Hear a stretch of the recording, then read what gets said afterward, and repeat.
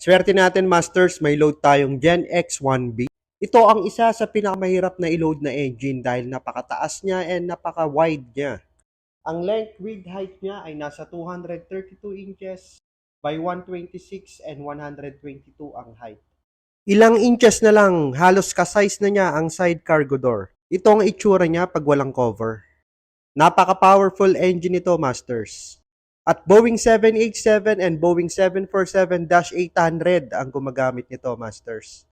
Yan, sinampa na ang engine sa high loader, then ilo-load na natin dito.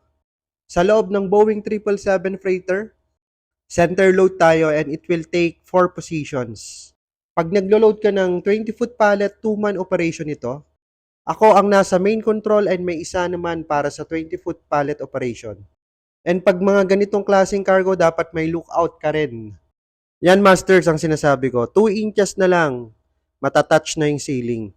And dapat sa sidewall may mga lookout ka rin dahil napaka-wide ng engine nito.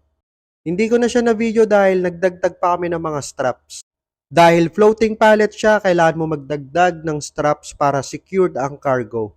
And may computation din yan para makuha mo ang tamang straps at para maging secured siya kahit na may turbulence pagdating nyo sa ere. And mas marami, mas maganda para mas safe. Ayan, Masters, kaya kailangan ng load master sa mga cargo flight dahil sa mga ganitong klaseng cargo. And pati na rin ang pag-load nito at pag-offload, kailangan mo ng skills and experience para ma-offload po ng safe. Dahil bawal masira ang eroplano. Pag natamaan yung sidewall, pwedeng magka-dent or magkabutas. Pag nangyari yon, pwedeng ma-out of service ang eroplano and loss of revenue. Depende pa yan sa damage. Minsan ilang araw gagawin yan.